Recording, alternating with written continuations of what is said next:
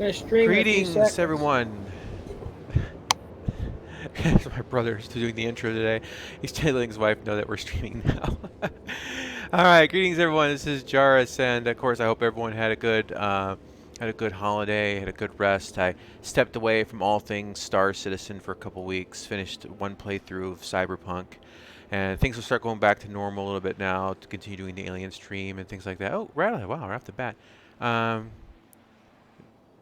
Did I clip my way through New Year? No. No, Lightning Dragon did not find a way to play Star Citizen, and Tyler has not learned to fly. No, no. I think everyone took a collective break from. We played Forza. We played that. We played some Dungeons and Dragons, tabletop or book or whatever. And I played, of course, I said a lot of Cyberpunk, and that's one of the reasons I'm calling this episode Squadron 2077. Is not as a rip on CIG, but more of a general discussion about a little bit of hypocrisy in the gaming industry and a little bit of, I guess you could say, a little bit of congratulations to some regards to CIG. If you do some comparative analysis between the state of a game that had nearly the same development as Star Citizen has had, basically replicating one city versus what CIG is trying to do, and then they had to create a studio from the ground up. So when you put those two things side by side, now don't get me wrong, I've enjoyed Cyberpunk immensely, but it's very clear to me, in some regards, that CIG is leagues ahead on what they're trying to do in many different aspects. So the reason I talk about that is because in the gaming industry, we had the whole thing where, oh, by the way, I'm picking up Tyler because for some reason, even though we picked the same starting point and launched the server, he ended up here and I ended up on Area 18. Your guess is as good as mine, so I'm heading this way. Anyway, so what happened is that when Cyberpunk was delayed, people were getting issued threats. They were being issued all sorts of nastiness, and it got delayed, I think, 2 or 3 times. And then, of course, some executive way up above decided to go ahead and push a release date. Just wanted it out by Christmas, which, as you and I and anyone who plays games know, Christmas or Christmas-ish release dates are always we were always kind of suspect of them. You know, we don't trust them, and rightfully so. And I guarantee you that the programmers, the guys developing Cyberpunk, didn't want it released yet. They weren't happy with it. And it's going to be patches. It'll be months and months and months. But look what happened to the company. They lost, I think, was it over $1 billion in stock? They lost the first ever a refund given on the PlayStation stores. It was so bad. And all because some person sitting up in a boardroom decided that it was now or never. You know, I guess because later doesn't ever happen. And that's why, if you go back to the original Kickstarter, the Kickstarter promises of Star Citizen, the idea for private funding and the private backing was to avoid the very scenario that we just saw in Cyberpunk. The downside to this scenario, of course, is the fact it's been open development. We're playing a game that basically is in a state that most games wouldn't show them being played anyway. It'd still be heavily in the testing phase. So we're getting a lot of critique and criticism for an unfinished game, but we're seeing it much earlier than you normally would.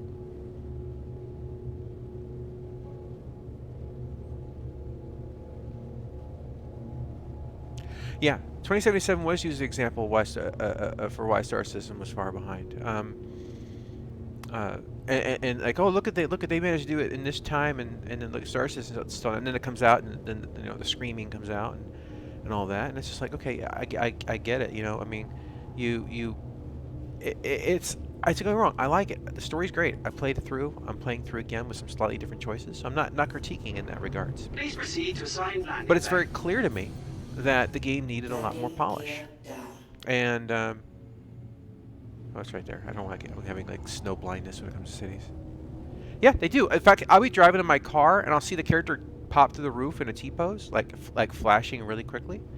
So yeah, this is an example. They're having many of the same issues that you see that NPCs and Star Citizen has, but in an offline environment. And you know, the physics on cars is actually got a lot of issues. The AI doesn't drive; it just follows a pattern, and if you block that pattern with so much as a centimeter of your car, all the traffic will jam up. They don't know how to drive around it. They can't navigate. They can't adjust. They just, oh well, this path is taken up, so I'm just going to go ahead and I'm just going to go ahead and not drive anymore. In some of their paths, they drive right into the building. Right, and some of the paths where the turns are really tight, and there's like walls on the edge of it. They'll smash and grind into the walls. So there's lots of issues. I absolutely, and this goes back to the line of this hypocrisy we see in not only the games media. I think the games media and games journalists love a game more to fail than they do to succeed. I mean, they absolutely hated games like Ghost of Tsushima, which was so highly regarded that even in Japan they were impressed that a foreign company made something so true to Japanese culture. And it won so many awards, but then when it came out, they gave all these awards to The Last of Us Part 2, which I think most of us can agree it just from what they knew about the game, it was not really worthy of that many. I mean, when some foreign company comes in and they make a completely respectful, very accurate to the culture game about a culture, I mean, beautifully done, that's kudos. And Star Citizen is kind of doing the same thing, but they're making their own culture, their own languages, their own alphabets, their own dialects, and that's also impressive too, because they got to create all that from scratch. All right, let's get my VTOLs on here. I'm going to say, is your Cutlass bluish color? Green. What's my ship doing? Whoa! What the hell was that? What is it doing? What the hell is it doing? I watched you go in the hole. I have no idea what just happened. Wow, that was a power slide. Like I barely pushed the thing forward, the ship just went woo. It was like, yeah, it shot into the hole, and I was just looking out the screen. But it landed flat. I mean, it was all good. It's just like, what the hell is that though?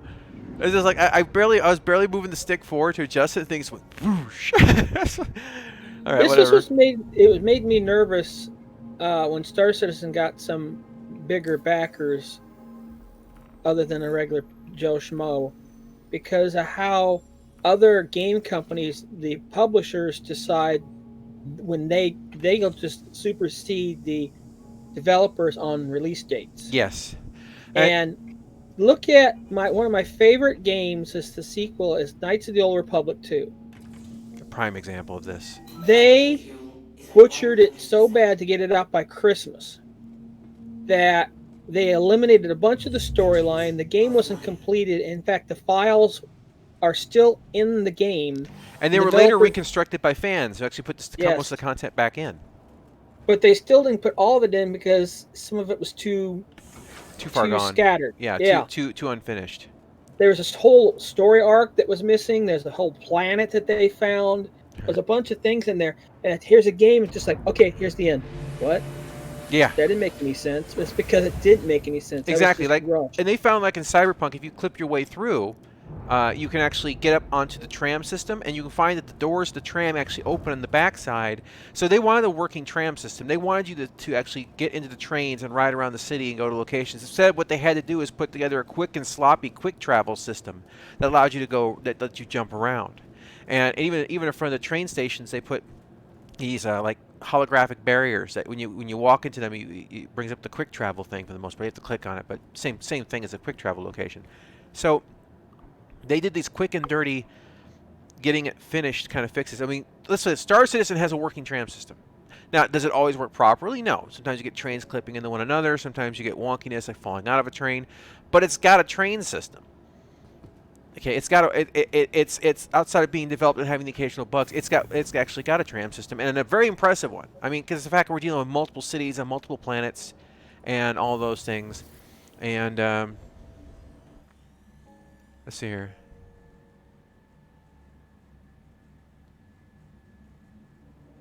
Found a Christmas present on the ground. Yeah. That's the thing too. Like these games are just. Rattle makes a good point about No Man's Sky could be released today and still not have all the features it was really. But yeah, it's a lot better than where it was. In fact, it's a great game now. It's a lot of fun, but at the same time, you're right. It's maybe it's also a problem with developers overpromising. I mean, we've got it. Like, and I think when you care about something, when you're passionate about something, when you have a dream. Right, you want all the dream. And Tyler, I'm right pretty close to you, actually. I think it's you. Oh, okay. Uh, I found a Christmas present. I don't know what to do with it. But... Oh, you sell it to vendors. They're worth money. Oh, They're okay. kind of scattered all around right now. It's a seasonal thing. You see? Yep. Who's on the ground? I like the fact that you can actually pull that out of your inventory now. Yeah. So yeah. Christmas present. Hold on for a second. I can't steal it out of your hand. I was gonna slap it out of your hand or something. Anyway, so yeah, just I guess go ahead and store it up or something. You can take it to Store. I think you take it to a vendor. I haven't really done it. As I said, I stepped away from the game for since the last stream because I needed to just take a break from Star Citizen, from everything, just to kind of get a fresh perspective on things. And I think that's necessary for everyone from time to time, just to kind of to refocus, to reorient, and kind of play some other games too to kind of get a fresh perspective. Because a lot of the research I did for Star Citizen was by playing other games and doing a comparative analysis of those games. And I felt that I've been so, between streaming and everything like that, and that I've been so focused on Star Citizen, and mostly that I hadn't had a chance to see what's new. That's true. You're right. The developers need to have balls too. They do. Yeah. They should have fought for their product a little bit more. That's true. They shouldn't have just bowled over. It would have been a bold move just to what'd you do? I removed the exe from the files and I hid it somewhere. So, or whatever. Just we're not releasing this thing yet. And they also should have had the balls to say at some point in time that, sorry guys, the PlayStation 4 and the Xbox One are not going to be able to play this game. You gonna come into the ship or? When the ramp comes down. Oh, it is down. Oh. Okay, I'll raise it up again. I'll close it down again. Now it's down. Okay. It wouldn't let me in. It only came down Weird. part of the way. At least the button's working now. But yeah, they should have said, okay, guys, look, the game has grown in scope since the original. So we're gonna have to accept the fact that, the console will only be on the next gen. And this is also kind of why I respected CIG's stance of it's not a console game. Though in some regards they have done a lot of things that are semi-consoleized. And it comes to like the flight control system being very... Actually, I don't know if consoleized is the right term. Because the point-and-click stuff is definitely not consoleized, but it feels like it's shallower than it should be. Let's put it that way. When it comes to the flight systems. But they're getting better. We'll have to see what the next orientation of the flight system is before we make any further assessments. Because we only got the Part A, and we're still waiting on the rest.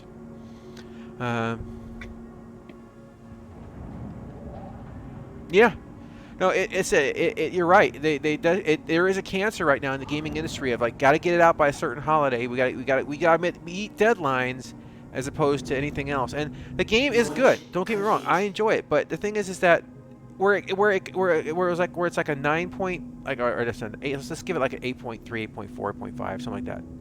It could have been a 9.8 or something with just a little bit more time, a couple more months of development, a little bit more polish, and it just wasn't given the chance, either by developers or by programmers or anything, or by CEOs or executives.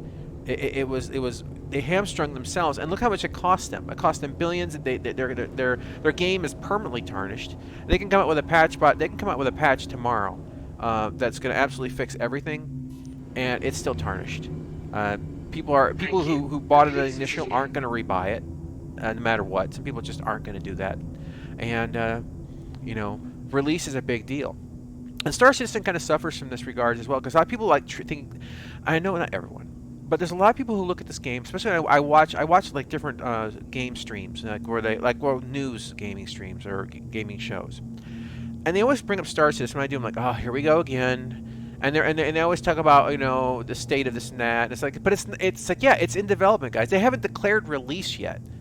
I didn't see you going into CD Projekt Reds and because you couldn't watch what they were doing. You couldn't see the development in progress because you didn't get anything. The fact they didn't give console versions to the reviewers because they didn't want that coming out. Okay, so you didn't have access to that, but here you've got access, and you're seeing how the cake is made. And the only way you could ignore the vast amount of improvements and changes is if you simply, I don't even know how they can ignore it, honestly. Maybe they don't play it. That's the only way. It's the only way, because if you stepped away from the game for like a year or 2 years and you came back and you couldn't see a single thing improved, a single thing changed, I don't believe you. I just don't believe you.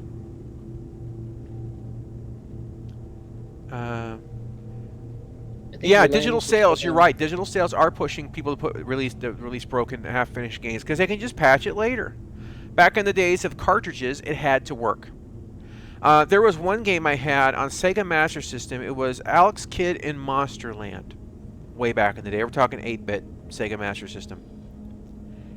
And it had a bug on a cartridge. Or at least a bad design on a cartridge. The final boss was this silver dragon that you had to fight down in this dungeon. But the dungeon was a maze, and I played this. There was no continues. You had your one life. No continues. And you had to learn the pattern. And when you got to the final dragon, the boss, and you fight the dragon, it would change forms. And as time goes down, every time at a certain point you lose more health, because so now you're trying to avoid getting hit by the dragon, but you're losing health. Okay. Developers made a mistake. What I read years later, it takes more time to kill the forms than there's time allowed on the map. No way to beat the game. So they came out with Alex Kidd. It was a different Alex Kidd. It wasn't Monster World. It was a different one. It was same basically. It was a redo of the same game, but a slightly different title. Later on, I guess as an apology, I call it milking the problem twice. And then I think they forgot to put an exit on one of the levels on a cartridge game. You could get like a couple levels in, you were done. Cartridge mistakes were brutal. I'm still remembering E.T. Oh yeah, E.T. Oh, there you go, E.T. There has a cartridge problem. Oh gosh. There you go. I just remember people just taking them and making massive landfills. Exactly. Your landing gear slowed down your ship too. Oh well, there you go. I'm talking and not thinking, so. Yeah. I just remember all the reviews of E.T. and I couldn't even figure out what was wrong with E.T. They like to blame E.T. for the crash of the gaming industry. In some regards, the same that way that we look at Freelancer as the collapse of the flight sim. But there's truth to that, and then there is another layer to that in both those regards. Both those games suffer from two things. They suffered at a time when they were like, if you will, they were the straw. They were the straw that broke the camel's back. They weren't the entirety of the pile. E.T. was like a really bad game to a movie time, really bad game in a time frame where the industry was starting to get saturated really badly. And in some regards, we're seeing saturation again. And Freelancer was a badly designed control system on a game during a time where those space flight games were also becoming oversaturated. And in fact, people were moving on to a new different kind of game because they wanted to play something different. So it was kind of like it wasn't the total reason that those games died out, but it was just like I said, the straw.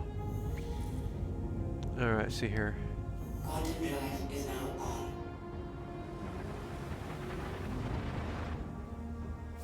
Hey, yeah, that's a good thing about Collector's Edition. If you do get that, if the game sucks, at least you got a cool statue, right? Yeah.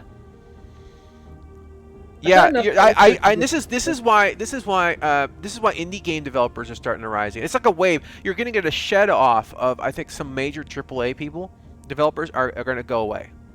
They're going to absolutely just get buried alive in their own BS. And then what's going to happen is a lot of new studios will rise up. A lot of the smaller studios, the indie guys, and then the cycle will repeat again.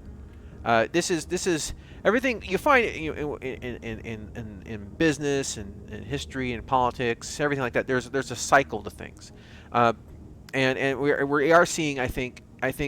Oh, there we go. It's like, where am I falling?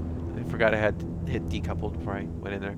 So yeah, you see these cycles of things repeat throughout almost everything that's human, and that's because I think largely because humans are cyclical, right? We live, we die, next generation comes in, so on and so forth. So during that time, all the mistakes are made again because the previous next generations or whatnot haven't experienced them. So, like, it's like 80 to 100 years, right? The cycle repeats, and you start off with like, oh, well, this generation, they didn't live through this stage last time. Well, now they get that stage this time, almost exactly on the opposite end of it. Like if you're rolling the wheel straight on through, and now they're getting it. And the same kind of thing with game developers and all that. They're gonna be indie studios that rise up. They're gonna be indie studios that just stay small. They're gonna be and I can see EA eventually. Going down some path. You have like censorship on consoles and the game industry. You're gonna have other. I think that's gonna create windows of opportunity for other companies, maybe even other companies to rise up out of those ashes to fill that niche, and that niche will become desirable. And then those other companies will either adapt or they'll die.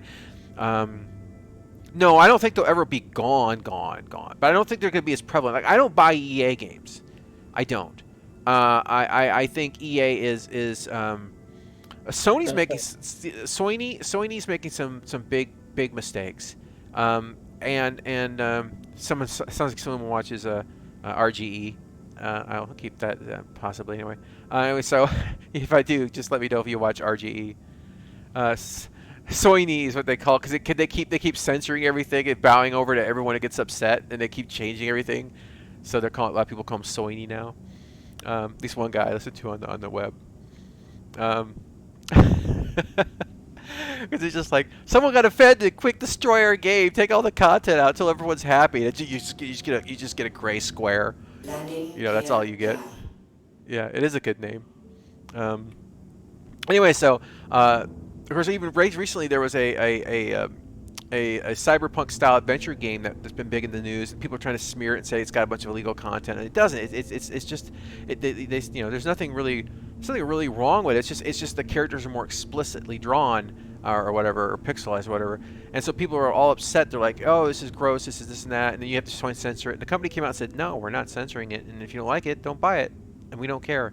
And I think that's what you're seeing now as a pushback. I think you're seeing people just say, look, I've had enough of your crap. We tried to be accommodate. We tried to be nice. We tried to make you feel invited. But you know what? You're not. We invited you into the party, and you ended up taking a crap right in the punch bowl. You're gonna have to leave now. So it's basically what I think is starting to happen, and people are just absolutely tired of it. Cyberpunk 2077, it hadn't been out a day, and people are complaining about some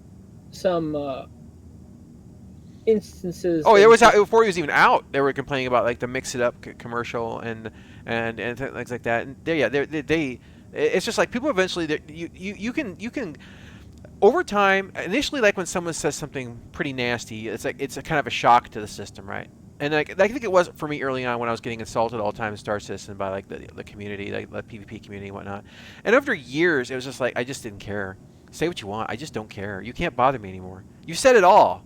At this point, eventually you're just like, I don't care what you have to say because you're not based in any sort of rational reality, and you don't even know what the words mean. It's like that. I don't think that word means what you think it means, kind of thing. And so, basically, these game companies will, and like CIG, maybe that's one of the reasons that they've stopped pushing so much PR, like doing so many shows and PR and stuff like that as well, is because they're at the point of just zero F's given, because they're kind of established at this point. I mean, as far as people liking them or hating them. Are you stuck? No. Okay, so you like do the wiggle at the end of the. Oh. That was weird. I was trying to choose to see get my gun to come out, but it's not working.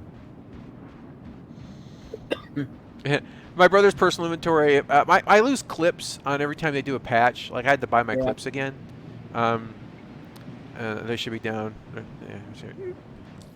And I had to rebuy all the clips, and the armor was there, the weapons were there, the attachments were there. My brother, I think he lost the attachments again. I have no clips, but I thought I'd at least pull out the factory gun, the pistol, and it's not coming out.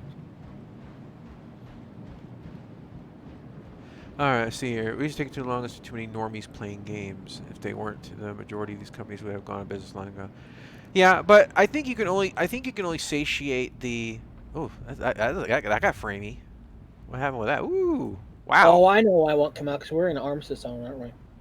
Yeah, Armistice Zone. That's why. Yeah. But you can only, but mostly like Star Citizen was supposed to be a niche game. That's what it was always supposed to be. So I never understood the concept of designing something to the lowest common denominator, especially when it comes to like flight controls. I mean, because it's like you've got a game where people have put, hundreds of dollars into a game or whatever, and they're just like, oh no, I can't afford a $50 joystick or something. Like, don't get me wrong, I think mouse control should be there. I'm just saying that designing everything around the idea of a that lets you summon your ships here now. Really? I'm surprised. Wow. About time. How many times have I been stuck on these planets? Well, that's why I don't land on the landing pads. That's impressive. Okay. Sorry about that. I was a little taken aback by that, guys. This is something that's been bugging me for a while. There. Ursa rover, because it's contained environment.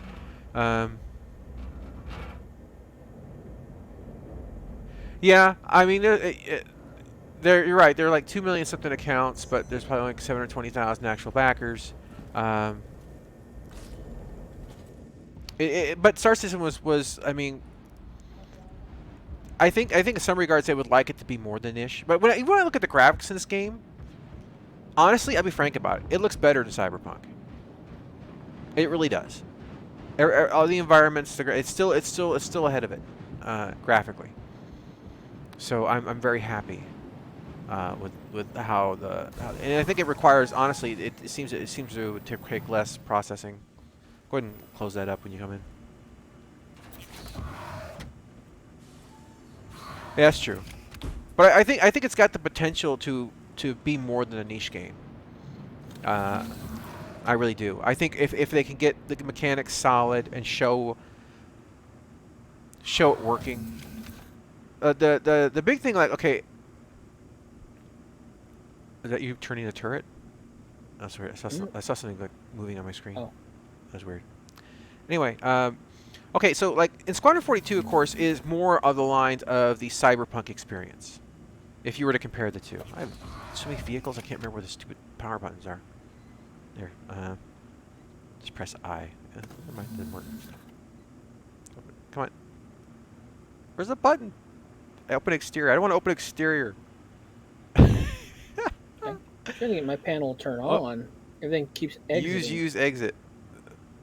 I'm gonna scream here, guys. Look at this. I hate inner thought.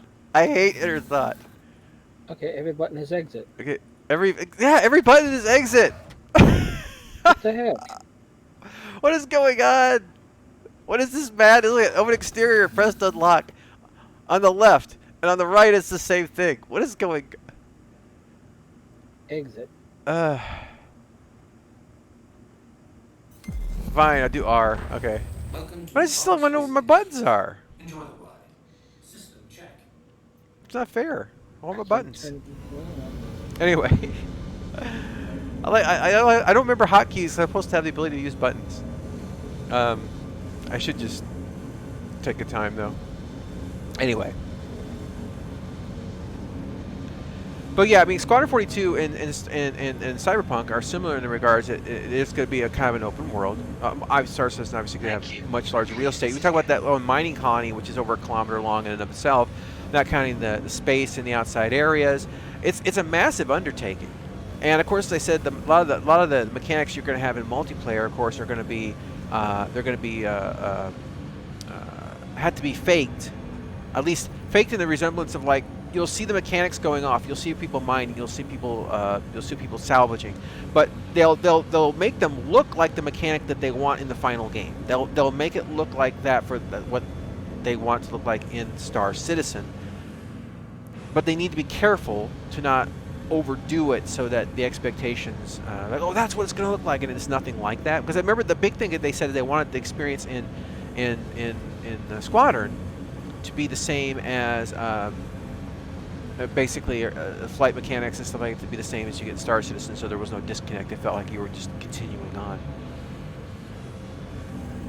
Yeah, you have to hold down the button a lot longer now. Or there was another way too. It was a combination of buttons I had to do. It was really obnoxious. Yeah, press and hold Y, but it's sometimes it doesn't work. So I found like the press and holding of this is very low gravity on this planet. Sometimes you have to. There was a combination of buttons I hit to bring up the shift something, and maybe it was alt something. I don't know, but it changed the way the inner thought was working, and then I was able to find the button to get out. It was weird.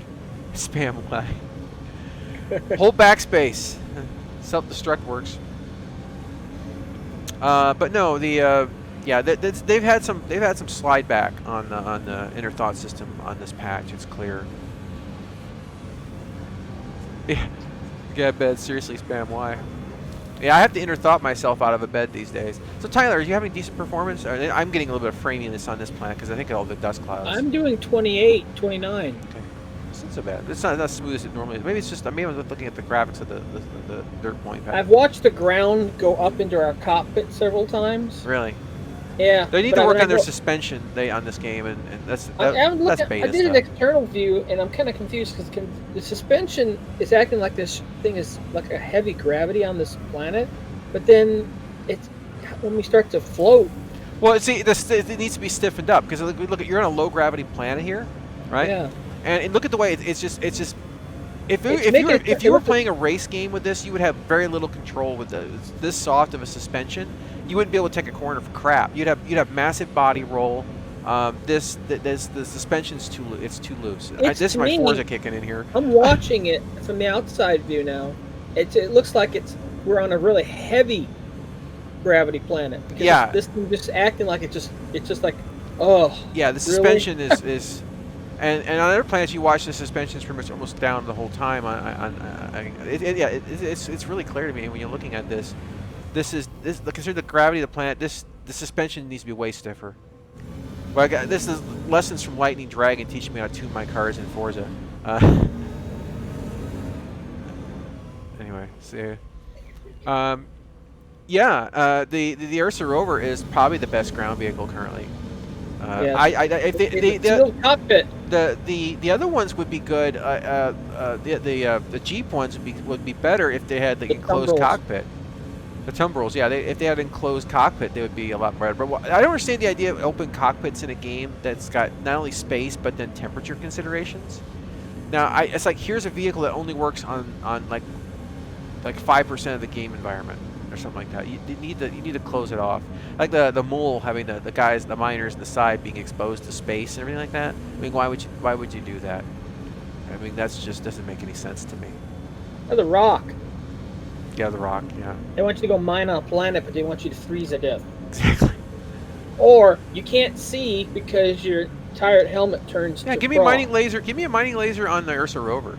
Like that turret right there would be perfect. Get Tyler the turret, and he can just mine rocks, and then go into a storage thing in the back. Ursa coming out with his own mining vehicle. Well, currently driving around planets, but I mean, right now the ground vehicles, as I've talked about, like the excuse for using ground vehicles is dependent upon how they design the game. So they've tried. Remember initially when they showed the version 2.0 planets, and they had like the Aquila fly in, and they landed, and they got the Ursa rover out, they drove to a canyon, the tire blows off, blah blah. You know the one I'm talking about. Yeah. See, they had to come up with an excuse of why the Aquila couldn't land in the area. Oh, it's a no-fly zone or whatever it was. Like, oh, you can't fly here, and they have to land back at the station. Well, my thing was always like, if you just create scenarios where, because of the air defenses, that you have to park back several miles away from a base, because otherwise you could be subject to being taken out, then you create an organic scenario where ground vehicles suddenly become a viable thing, because you can either walk 10 kilometers or you could drive 10 kilometers. And then, depending upon the defenses on the ground, so say that, there's some guys patrolling on the outside, you may have to get into combat. Would you rather A, be on a Dragonfly, or B, be in an armored Ursa rover with a manually controlled turret at the top? I'd rather take the Ursa rover. So, but the point is, though, is that your ground vehicles, the uses and functions of vehicles in game need to be done organically, and that can simply be done by the proper amount of defense and offense and how things are set up, and then these things will happen more organically. So you can't force these things and have it feel right. Oof. Oh, we're in the ground now. I thought we were sinking in quicksand. Really?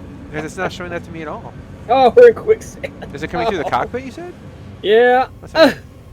Oh, it must just be on your computer. On my screen, I'm fine. Oh, look at that. Minables right up ahead. Unfortunately, you need a rock to mine them, but apparently they got rid of the hand minables as far as I understand it. But, like unless you're in a cave. We noticed today that the tractor beam has a battery. So the multi-tool now has batteries for it. They didn't have it the last time we played. Clipping is contagious. Yeah, well, luckily it's him clipping today. He's absorbing it for me. He's like the, he's just going to be the one that takes the brunt of it. Yeah, exactly. Yeah, you can approach them stealthily at night without a vehicle because it's quieter. You could take the long approach, absolutely. There's different ways you should be able to approach it, but there should also be a reason that the vehicles should be an option. Like when you have homesteads, right, on the planets, you may have a group of players or a guild that establishes a bunch of houses on the same planet, like within a certain distance from one another. In that case, maybe you just drive over. Maybe you're out doing things locally. You're getting supplies and things on the planet. Remember, they're putting roads in. You're gonna have small towns and villages and things like that, right? Places you can shop and things like that. Maybe you're just gonna drive from point A to point B. I don't know. I mean, it just depends. Maybe your ship is out of fuel and you had to land, and now you've got to basically, the vehicles eventually have unlimited fuel for some reason. So basically, you just, you have to drive to a nearby town. I mean, there's a lot of different reasons you can organically have the need for ground vehicles. It really is. I just remember Star Wars Galaxies, and we had to walk so far until they gave us vehicles. You had to be a certain distance away. Oh yes, there were no vehicles in that game when it launched. You had to walk everywhere. No. It took 40 minutes to get to Torres base. Yes. It was you had to get there from Naboo, from the central capital Naboo, and it was you had to walk down the back behind the palace and down, and you had to know the direction you had to walk, and you had to follow this path for 40 minutes. So the reason we put it out that far was because of this. We had scouts, and we knew if the Empire was coming in to attack us, they always had these big PvP raids, and so we had scouts working the outside perimeters. So basically, they would tell us on voice chat or whatnot. I was like, guys, we got an Imperial army coming from this direction, and then everyone would come back in, and then we would defend the base. We could spot them early because of but when vehicles came in, it became a lot harder to defend because the timetable was a lot shorter. Because even at 40 minutes or something like that, you could call up a friend on the phone and say, dude, Empire's coming in, and they'll kick the log into the game. But, let's see, immersive by accident. Land claims I don't think are a big deal, honestly, Hero. I mean, if they want to sell them, fine. But, to be honest with you, there's more real estate on one planet than every player can. And now, if it's only... The land claims are only an issue if you're looking at land for resources. Like, I want this because I found a nice, just say iron deposit here on this land. So I'm gonna go ahead and claim this property. Okay, great. So, you've claimed a valuable piece of land.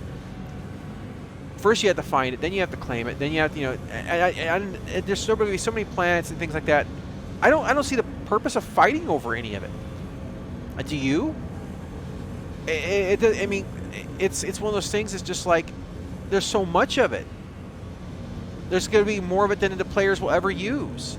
So land claims, I for me, and I would put my house down where there's no resources. Why? Because I want to be left alone.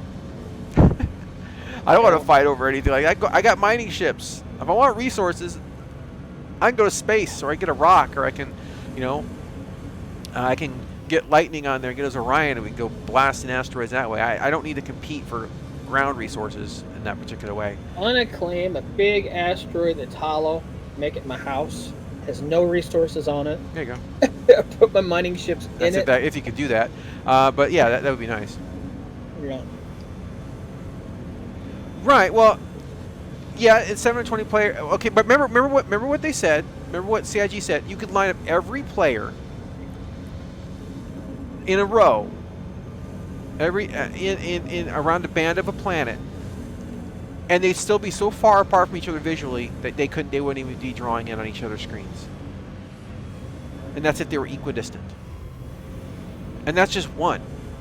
And that's just going horizontally. That's just drawing a line, not dealing with all the other angles. So it'll be fine. It'll absolutely be fine. It won't even be a big deal. Only if you're fighting over resources for some reason. I would say just find your own. It's not that big of a deal.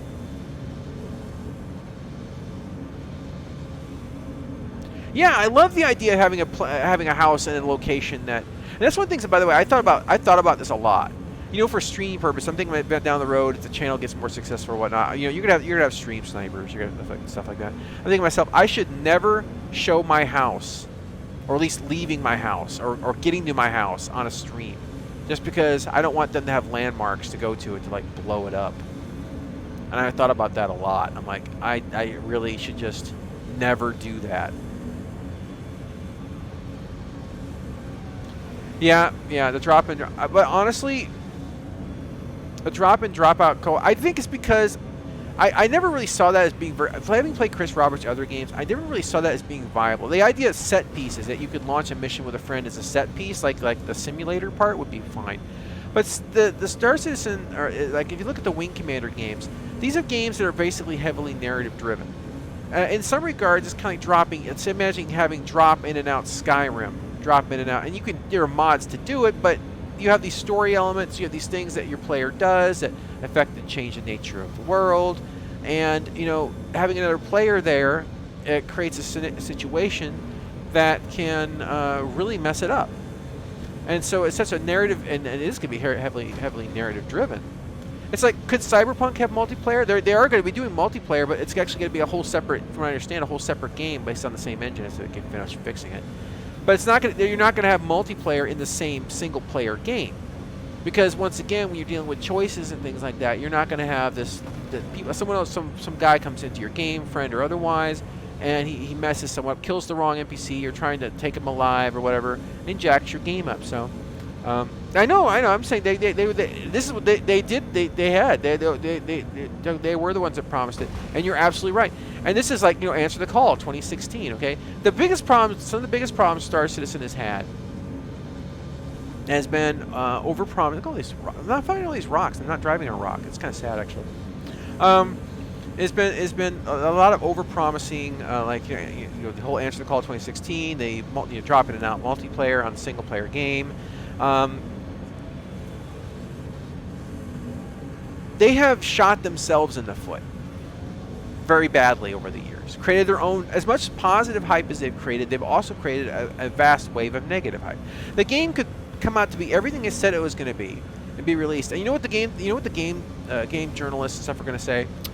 Well, it only took like 12 years. Geez, guys. No matter what they do, they're not gonna make the games journalists happy. They're not gonna make there's always gonna be people who are, there could be people late dangerous say, we had that game the whole time, you just got it now, kind of things. Like, your game is a little bit different and not as deep. I mean, I'll be honest about it. I like Elite Dangerous. It's just not a very deep game, in my opinion. It just feels a bit shallow for my taste. And hopefully we get the depth in this game that'll really show exactly what we were waiting for. But once again, hopefully 2021 we get the iCast server meshing, the things we really need to start getting the stuff online. Oh no, yeah, game journalists are terrible. They don't even talk about the game when they review it. They don't. If you read some of these reviews, man, they're terrible. They're like, they like making negative reviews. Oh my, it's not even a review though. It's just like well, they don't talk about the sound, the graphics, the gameplay. Like, they had these people rating Cyberpunk, right? And it was, again, going back to that, just the reference. The lady said she admitted she didn't play the side missions. She didn't do any of the side content. She didn't upgrade anything. She didn't get a different car. She did nothing. By the way, I know she didn't play the game at all. She said she didn't get a different car because your car gets wrecked right after Act 1, and you have to go ahead and it gives you you have to get another car. In fact, she said she never got another car. Tells me she's full of crap. She didn't even play the game, by the way. She really didn't. There's no way that she could make a statement like that without having the I didn't upgrade my car, doing this, doing that. And I was like, I didn't upgrade my equipment. Like, you have to upgrade stuff at some point. I mean, you just can't run around with the first level gun and beat the game. She was flatlined. She didn't play the game. Anyway, so yeah, they are mean. And the point is, though, is that, like, what did she talk about instead? She talked about She talked about what people were wearing, or you know, and they talked about these journalists talking about what people are wearing, and their advertising, the billboards that are disconcerting to them, that you know, that didn't feel it was inclusive enough. Like, oh my gosh, does everything have to be for everybody? Does everything have to be for everybody? No. You basically you thin things out to the point of being flavorless. It's like we need, you know, there's only so much to go around, but you're going to go ahead and just thin it all out. It's obnoxious. Oh, that's kind of pretty. I like coming on that. I love the sunset. Gosh, the lighting in this game. I like the shadow. Yeah. If you didn't see the point doing this, why are you playing it? Why are you a game reviewer if you're not going to play the game you're supposed to review? I mean, can I go to my job and just tell my boss I'm going to be in the bathroom for the next 8 hours, just like getting it all out of my system? You could just go fill it for me. I don't know. Oh yes, Cuphead. Oh my gosh, that game guy who couldn't beat the tutorial. It was also a painful intro tutorial. He's trying to figure out how to double jump and dash jump, and he just couldn't figure it out. And then someone did a side-by-side comparison with like their 5-year-old kid. The 5-year-old kid almost beat the game reviewer. It's like, wow. I understand the kid, he probably can't read. But dang. Oh, the Doom video where the guy missed. Yes, he doesn't know how to. Oh my gosh, these are game reviewers. You're right. Hey, you ever see the video? There was a guy who was. He's been trying to do this for years. I think it was one of the N64 Zeldas. He's been playing it all these years. He's blind and he beat it. He spent years learning the patterns, how to move. He had a system that would give him some sort of kind of feedback. And there was a video he went and he finally beat Ganon. He's blind. He played the whole game from start to finish, no eyes. That's dedication. That's impressive. That guy I would listen to that guy's opinion of the game's graphics more than I would than the current day game reviewers. But you can look that up sometime on YouTube. It says the blind man who beats Zelda. It's pretty impressive. Anyway, so. But there's a lot of that's someone who's got a lot of heart and soul, a lot of dedication. He wanted to just, all he wanted to do basically, imagine, is just play a game, like play a video game, like anyone else. Just beat a video game. Everyone can play something he never gets to experience, and he just turned it on its head, did it his own way. How many people played Fallout, originally reviewed it, and said there was no story? Yeah, exactly. There was no story in Fallout. They weren't reading anything. They weren't listening to the audio tapes. They weren't paying attention. There was a lot of stuff. In fact, there's some really tragic stories in there. Yeah, and you come across something and go, I didn't see this. Yeah, that it ties into something you bumped into. Like you find a clue to something that you may have seen earlier. Like, oh my gosh, that makes sense now. But it was all there. It was just like people weren't looking for it. You know, so they had to add in the NPCs, which is fine. I think that was a good idea anyway. But the point is that they didn't lack on that. I think people just didn't. They weren't. But the sun came down really fast, didn't it? It sure did. Go ahead and park her up in the thing here. But anyway, guys, if you guys have any thoughts about the expectations for Star Citizen, of course, this is a Q&A show, so feel free, obviously, just to jump in. I mean, having seen and or played Cyberpunk, do you feel more confident that CIG really is not that far behind the ball and are actually fairly close timetable-wise? What you can see, a game like when a company, a CD Projekt Red, is basically almost in the same state as Star Citizen with nearly the same amount of time and a much smaller scope. Doesn't that give you a little bit of encouragement to say that they're really not doing that bad of a job? I mean, Star Citizen is doing 3 games. I'm going to get a parking violation unless I tell them I want to land here. Menu. There's 3. It's running 3 wide. 3 different games going on. You got space, you got ground, and then you got story. Landing bay. So I see, and them having to start from scratch with a brand new studio. Oh, you put me in the other one, you jerk. An active flight bay. Please vacate the vicinity. It's like, oh, okay, can I land here then? They're like, yeah, sure, land over there. I guess some prick in the control tower is like, screw that guy. All right.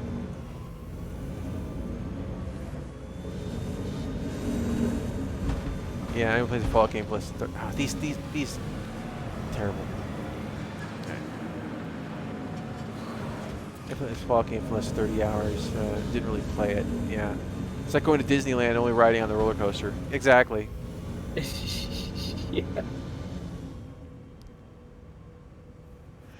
Yeah. I'm just. It's a more finished game. I mean, I'm not going to deny that. I'm just saying is that it doesn't seem like it seems like. Remember, there's a lot of mechanics in Star Citizen that aren't incorporated because they're waiting on other things. Like the idea that fire can spread. They're building that. Okay, that's not going to be in the. Weapons system is off. Screw it. Let's get out of the chair. There you go. Cyberpunk had to make Hurston. no, because it. Open. There you go. I had it open for you. Okay, well, yeah, I started opening it. It's close. I realized you were already outside. Anyway, so but yeah, Hurston has a train now, so there's that. They made a city, so did GTA. It's true. Yeah, but CD Projekt Red has had lots less experience with it than Rockstar has. Rockstar has had iteration after iteration of refining their open world stuff. If you go back to the very first versions, they're not, the Grand Theft Auto 3 is the first, I think, 3D one, and that one is this 3? I think it was 3. Then there was the Miami one, and then there was the San Andreas, and then there was 4, and then there was 5. Oh, you're talking about Liberty City, yeah. Liberty City, that's what it was, yeah. I don't want to claim it. I'm cheating because I look left and it's sitting on top of my Xbox. That's where they'll sit forever since I'm so mad at Rockstar. Yeah, I'm just saying, go back and play GTA 3. I mean, I don't know. I haven't played it in a while, obviously, because it's PlayStation 1 or 2. Yeah. I can't remember. It's been such a long time. Anyway. The point is that it's obviously not as fleshed out as the more current ones. You had it on PC. I have it on PC too. I have it on Steam, but it was on a Steam sale for like a Grand Theft Auto pack. But then they went back and started editing out songs. Like they started, we lost the rights to this song, so we're gonna take it out of the game. And they started editing. And like, I was so ticked off by that crap. It's like, wait, you can't do that. Wait, I paid for the game, everything in it.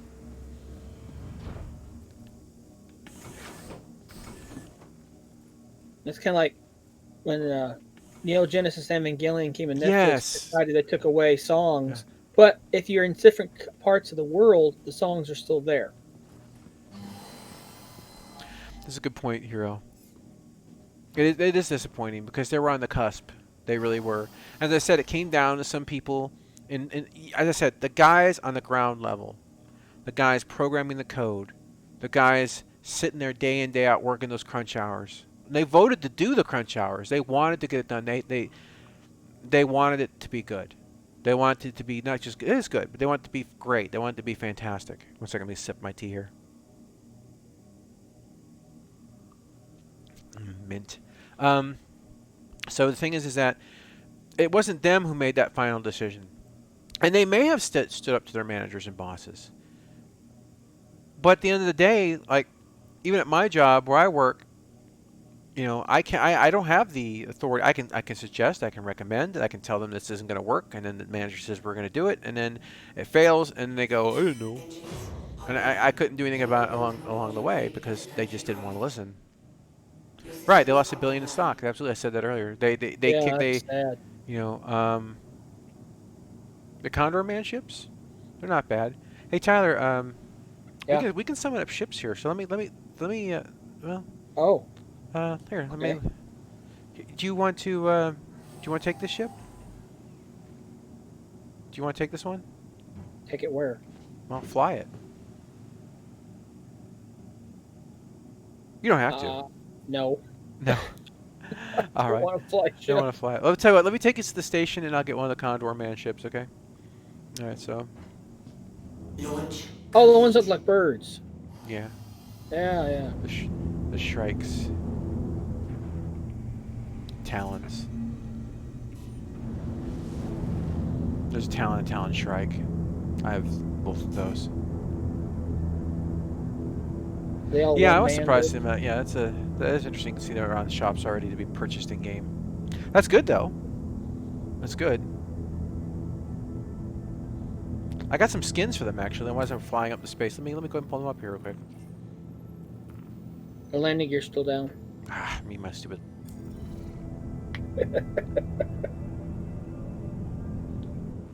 There. Landing gear up. All right, let's try this again.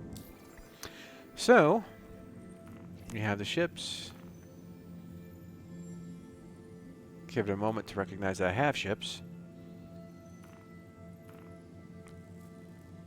Feel free to play the Jeopardy theme. Okay, there we go. All right, so we have Suspiria, the Talon, and the Shrike, which is a little bit more missly. And of course, I have some of the paints here. You got your Cobalt. Big fan of blue. Oops. Crimson. It's kind of good looking too. So yeah. And I guess there you go. So yeah, it's got some good colors on there you can choose from, but they're not bad looking. I know there's some problems like with the wing takes damage and they become useless.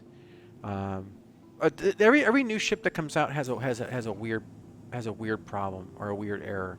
I can't think of a single one that hasn't needed adjustment in some ways or another. I know of 3 that don't fuel scoops don't work with a darn. Yeah. They don't even work at all. Good gravy! I swear if they don't fix that. They brag about how popular that ship was in sales, and then they want to go and complain about the same thing. It's like, oh, we'll just put bigger gas tanks on it. That doesn't help the bill. Can't afford to fly it. That's another thing too. Devs got to start. They need if their issue council isn't going to be effective because they're not paying attention to it. They need to hire someone who actually just not moderates the forums because they don't do a very good job of that either. But like actually looks at the pressing issues of the day on the forums. Like what are the players talking about the most, and why? When you have somebody who is so awesome, goes into the file, pulls out everything like an Excel spreadsheet, and shows you what's actually wrong, compares it with the other ships that they have in the game, shows exactly what's wrong, and they go, we don't get it.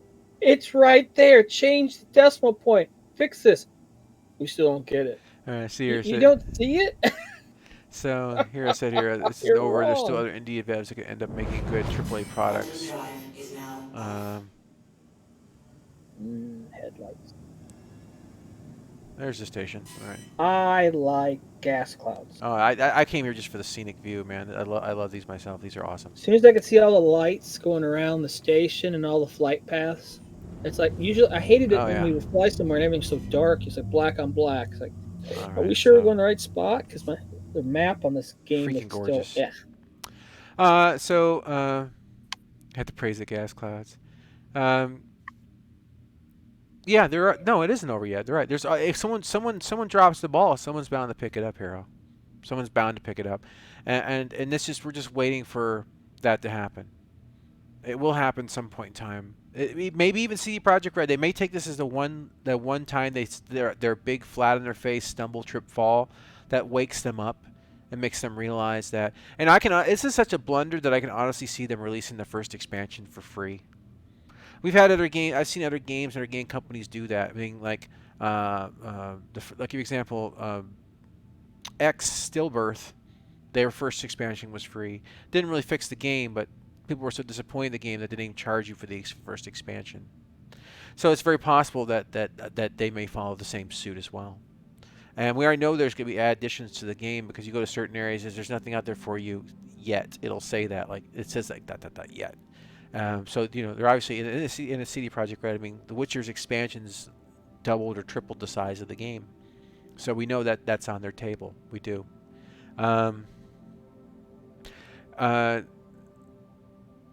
ASP is having problems, right? And 3 ships without fuel scoops: the MSR, the MSR, and the MSR. Exactly. Yes. Yeah, the Asp Explorer, I mean the Nomad, wasn't having fuel problems. Yeah. The Nomad's got fuel problems. The Mercury Star Runner has fuel problems, and the And Argo also the Mole. Mole. Those are the three All ships three of that them have the fall same problem. outside the norm, and here's the thing too, the Mole hasn't been fixed yet. And the Mole came out before any of those other ones, and they still haven't come to the realization of what the problem is, no matter how many times we told them. Which tells me once again they're not paying attention to the forums. They need to hire somebody who can actually, because the issue council, the issues that are mattering aren't.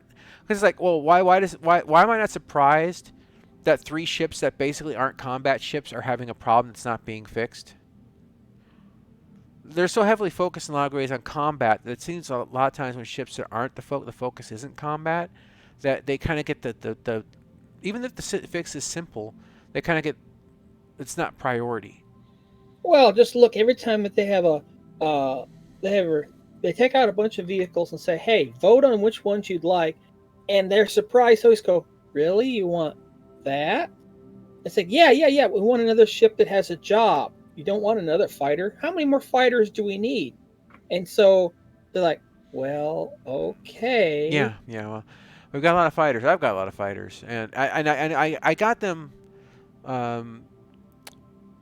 as options, but also as potential like LTI melt-ups for later, like if I want to get something else. I still keep my Super Hornet for the reasons I've discussed ad nauseum. But outside of that, I mean, all the other fighters are fair game. My Arrow, all of it, it's all fair game to be potentially melted and moved into something else. The only one I still miss is my Saber. Another reason I had them as well is because remember the promise that you're going to be able to hire NPCs and they can fly your other ships. So if I'm doing a cargo run or something, I can put like NPCs, pilots in my other ships and I have them escort if I feel that. And that's another reason I have some of those fighters as well. It's not just for me; it's for what my fleet could be. But that's hopeful and wishful thinking in some regards, because when you look at the state of like the AI, particularly even in a game like Cyberpunk, right? The AI is kind of blundering; it walks into one another, it can't drive for a damn, and things like that. And you think this is a single player experience. This is where the code is probably significantly simpler because it doesn't have to do anything but relay it to you as the player, not you and everyone else around you, and interact with all that at the same time. It's just mostly reacting to you and to a limited degree the other NPCs and things that are in that area. So when I look at that and I look at what Star Citizen is going to need to overcome to get their NPCs to be viable. They got a lot of challenge ahead of them.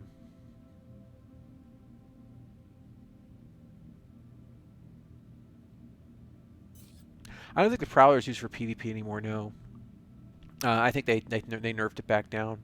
Way it was supposed all to its be. guns. That was crazy. That landing craft. Yeah, that thing was over the top. It was like it wasn't there wasn't the guns in the Prowler's issues. In fact, it turned like a fighter, and it's a drop ship. It just wasn't supposed to fly like that. Yeah, but you're right. The Avenger was like the A-10, so to speak, and now it's the Vanguard. People are complaining about the Vanguard, and you see in the forums right now a couple complaints. Vanguard, people are requesting the Vanguard be nerfed again. And then you've got the other thing is this. There's been lots of posts from what I've perused anyway, of the typical PvP versus non-PvP crowd issues, and the issue isn't come down having started. I'd say half. My brother contested this. I was heavy PvP for well over a decade.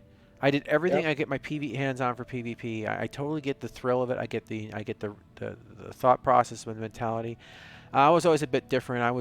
I even often was in arguments with the other PvP guilds because of their attitudes, the way they were approaching things, the way they were breaking things on purpose, and then encouraging the devs to take games in very negative ways that suited their needs.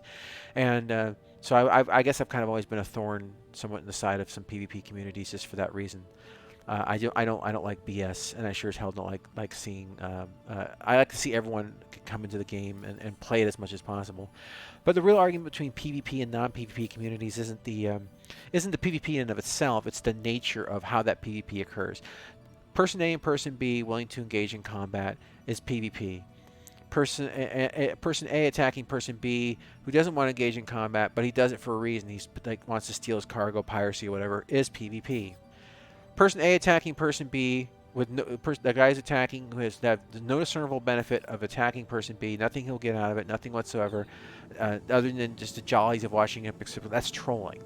That's me going out and blowing up a prospector because I can, and not because I don't have a cargo ship. I'm just coming here to wreck your game that day, because that's fun. And that's not the same thing. I think PvP, when I look at PvP, it's more of a competitive mindset than it is anything else. You're fighting for an objective or goal. PvP became the mindset for EVE Online, and that's why it lost most of its base. Yeah. Because, I mean, you had people just going out there, look at the kill mail I got today. I killed a miner. For what reason? Yeah, what did he do to you? Because I got a kill mail. Great. Yeah. Did you steal any of this stuff that he was going? Nope. No, my ship couldn't do that. Or you get the guys that come into high sec and gank and blow up and get killed by the security forces, but hey, they got a kill mail before they're blown up. We're great. Yeah. And we used to log into servers and see 50,000 people playing at a time, or 50,000 accounts. Sometimes people have multiple accounts running. That's a good point here. Meanwhile, 2/3 of the ships are fighters, and only 2 of them are viable for PvP. The problem with PvP is there really isn't a focus on skill like there should be. Right, because that's the shallowness. This is why I've talked about throttle control issues and flight.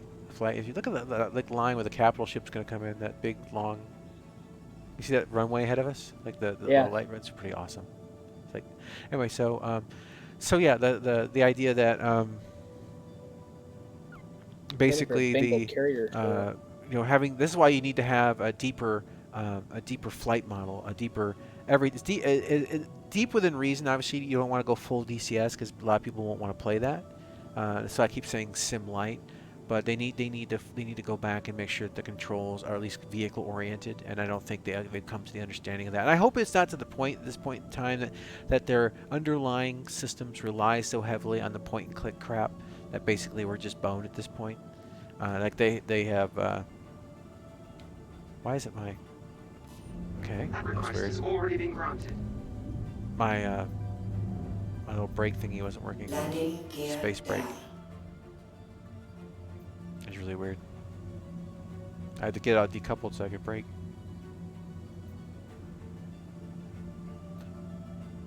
And when I press space brake, I heard it again too. It thinks I'm requesting landing. It's really weird. What is he doing? My controller's stuck. I need to work on this Gunfighter Pro. Like for some reason it gets like off center and like it clicks and stays there for some reason once in a while. Anyway, so but yeah, you're right. We absolutely have more of a skill focus, and hopefully, I said with the next iteration of flight. And this is one of the reasons I've really been holding off on trying to be critical, because I do think that David Coulson is doing a very solid job. I think that the others there are trying. There's just a lot to undo. There's a big mess they have to untangle, and I think that's why we haven't seen any updates to the flight model. I think they did phase 1, and phase 2 is going to require much more work than that.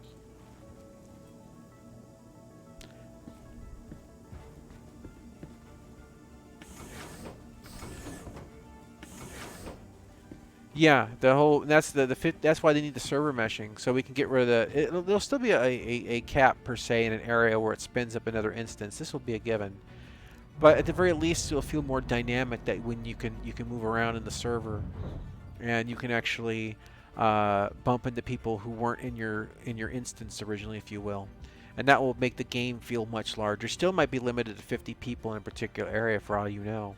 In fact, if they do the server meshing right, I can imagine you can get a couple hundred in an area, just because you're not dealing with all the stuff the server has to offer. Nonetheless, I think that that having that dynamic meshing will really just turn the game into something different. It'll change the way that we do things a lot.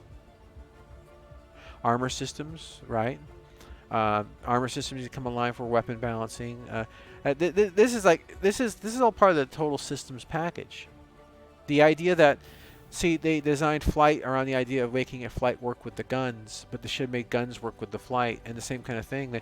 It's like you create the ship, you make the flight feel the right way, then you deal with the defense, like the armor and things like that, right? And then you got, okay, then the values and how armor is going to work, and then you can start adjusting how guns are going to work to deal with not only the way the ships move, but the defenses of the ships and how they work. But for the longest time, the focus was first on the weaponry. And this is why when they took the tachyon guns basically away from the Banu fighter, there was a way to fix it, but they weren't willing to do it, which is the continual contact approach, which is like the most solid way that most people use hit scan weapons, but in space games. But they went with the just remove it because we don't know how any other way to do it, which is like, you know, see references of other games for more details. Oh, they got food here if you need it, because I think you were talking about. Oh, good. I lost all my food. Yeah, well, I don't know if you can store it. We've got some hot dogs here. Maybe that's some protein bars. And I got hot dogs. You can get like dysentery here. All right, so. Good. Where's? You know, that's a big question. That's a big question here. What if the server changes don't fix the problem? That's right. Yeah, you're right, Rattlehead. There was, and it did. You're absolutely right. I'm glad other people know about that. I was there for that test. I was there for that test. And it did. It worked well. It was impressive. So it can be done. It can be done. Yeah, I think that test came out and read it a while ago. So I'm not breaking any secrets. I mean, everyone already knows about it. But yeah, they did that. It was a sky full of ships. OSR was full of ships. Everywhere. They wanted everyone to get a ship, everyone to get summon a ship, and all get together on the platforms and leave the ships there, and it just, the sky was full of ships and people on the planet, and it was all fine. It worked great. So I don't know what the difference was then, but they can push it. They can push it. So we just need to see that server meshing. This was years ago too, so you know that they've gotten further than that. But we're waiting on this stuff. Do you throw it in the trash? Yeah. Oh, you're being. I put the drink in the trash. I was being nice. I didn't throw it on the floor. In fact, I'm so nice. I want to eat another chili dog. Well, mustard. No, you're doing it wrong. See, you mustard. I think it. I think it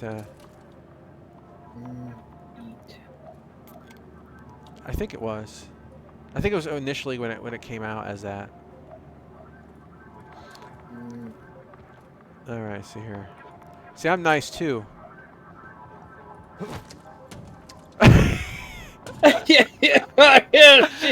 Oh, they seem super excited about that. All right, we're good.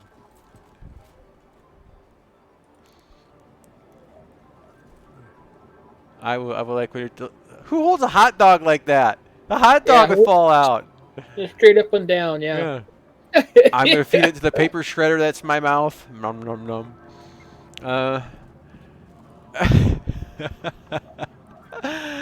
So guys, yeah, it's. I said this. We're moving into 2021. I don't think this is gonna be a year like last year. So what did you think of the Mr. Meyer and the hot dog? What do you guys think of the new roadmap? By the way, did you take a look at it? Obviously, the next 313, they're giving us the Hercules line of ships. I'm looking forward to that. I have all 3 variants of that. They're having the first 2, the standard one, and obviously the bomber is going to take a bit longer to be developed. But the first 2 are coming out. I'm excited for that. Just because it takes 2 men to operate the basic one, and if they get rid of the 30Ks and server meshing, it's going to be the year of cargo running. Jars is going cargo running again. This is going to happen. It's absolutely going to happen. And I'm just, I don't do a lot of this stuff because there's a cargo and stuff, because of 30Ks. I have terrible luck with that. I seem to do really well in the streams. I occasionally, not so much, but it shows you under the. It showed you under there too. It's like okay, well, I guess it's not updating like moment to moment. It's interesting. That's fine. Yeah. There is a link to the old style roadmap. There is. In fact, they have the old style there, as you can click on it. But the new one, it is like a drill down folder of stuff. And I appreciate the transparency for those who want to dig into that to see all that. I think that's cool. I think it's a bit more transparent than it has been in the past. And I'm glad that the old kind of style generic point of view is for those people who just want a quick glance is there as well as a good compromise. I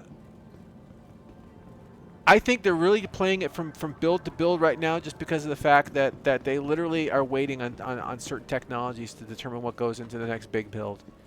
And I really truly believe that. I think they're just sitting on the edge of getting this iCache is done, server meshing is the issue.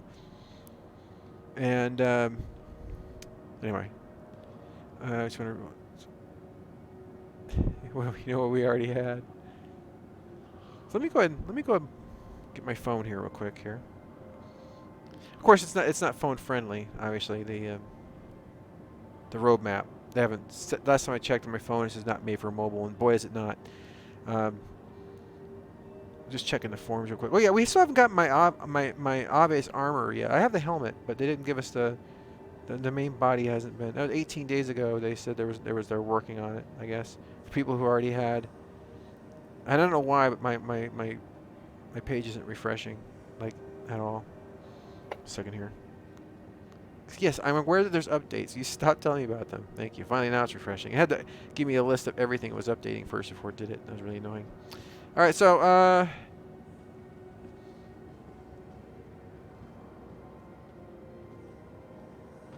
yep, more Vanguard complaints. Please nerf the Vanguard. And what new what roles are missing from ground vehicles? Well, first we need to have roles for ground vehicles, officially. And let's see here. Yeah, exactly. Ballistic changes is gonna be good. And we need to have the ballistics treated the way that they should be treated, not just as the best of the best. Once armor comes in, if there's ballistic penetration and you have armor, like the strike angle, so like you have to deal with that as well. Ballistics could actually be, after penetration, ballistic penetration with the shields might actually be like pointless. Like on an armored ship, after losing 80% of its 80 or 90% of its damage through the shield, by the time it gets to that, or its power hits the armor at a bad angle, the bullet might do nothing. It might scratch the paint at that point in time.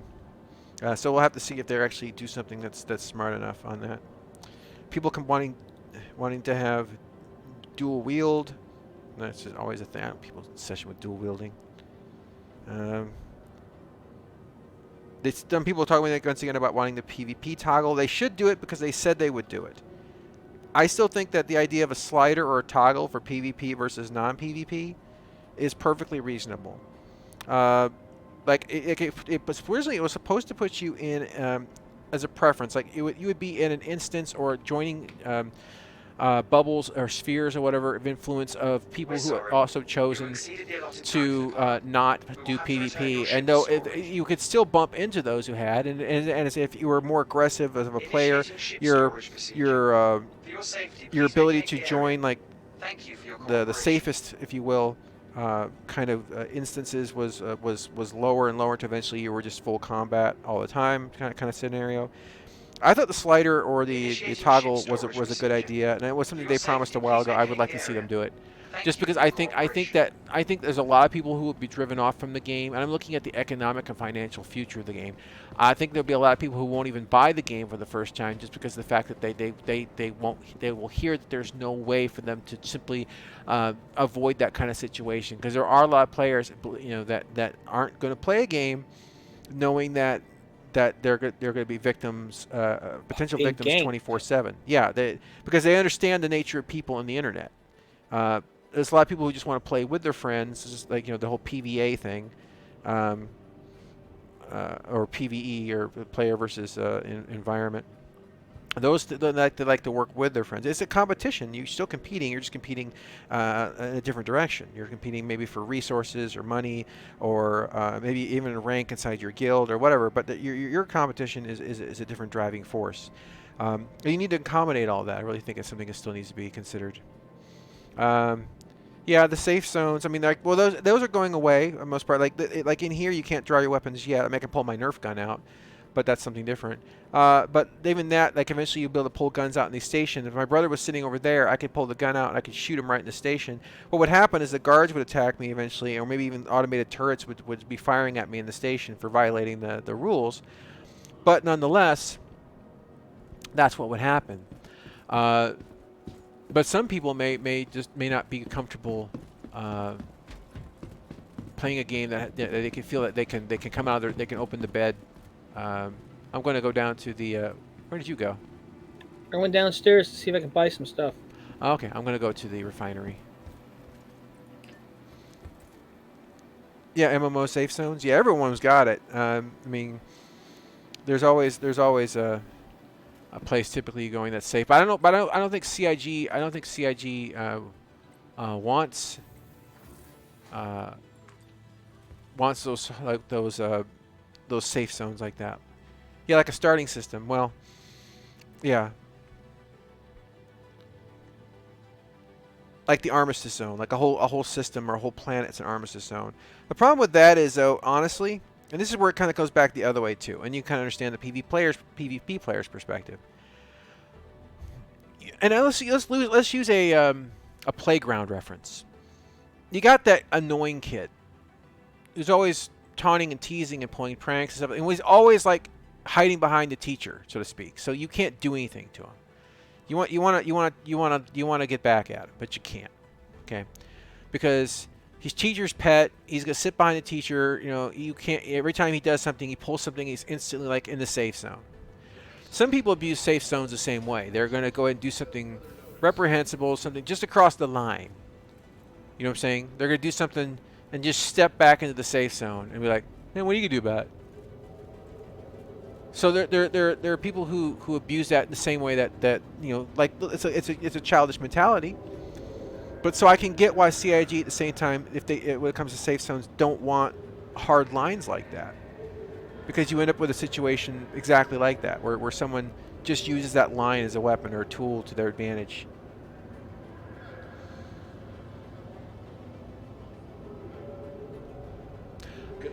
Please report to management. Well, there will be cargo in the PvP areas eventually, because if they want to set bases and establish. Okay, here's what's going to happen. I think PvP communities will have to do cargo running. I think it's going to be painful for them, or they're going to have to hire outside cargo runners. See, if they want to take over, they're going to be unclaimed areas of space. They're going to go in, they're going to take over an area, and they're going to need supplies. They can't fit that crap on their fighters, right?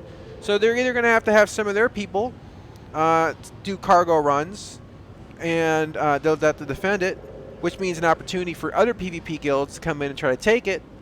I think the PvP guilds are going to be very, very much focused on running their own systems and defending their own systems and growing their influence in systems. It's going to be very much like the outer areas in EVE. I think they'll go out in the wild space, and then you may never interact with them if you don't ever step over that line. Hey, man. So as long as you don't step over that line, I think for the most part, like 95%, maybe more of your PvP is going to be over that line.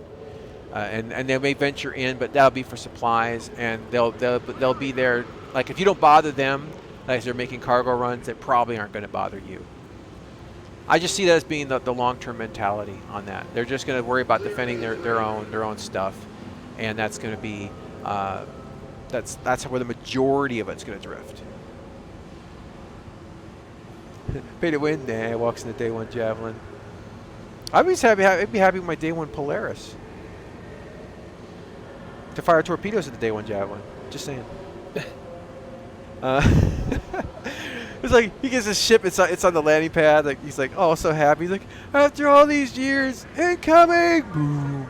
I mean, it happened to me. First time I took the Saber out, someone ran me right the sideway. It was one of the videos I did on YouTube. It's like, I was like, oh, I love this ship. Boom. Son of a bee. Yeah, and I just son of a. I did the opening. It's just like, I just a clip from me recording the video when I was playing. I was giving my impressions. It's like, oh, I'll just clip it right there and put the intro right after the son of a intro. It worked out pretty well. I thought it was a funny piece of editing. See anything you like? These were saying, you said that you were seeing batteries listed on these now. Yeah, it says that when you go under multi-tool, yeah, or you go into ammo, it says multi-tool battery. Let me check.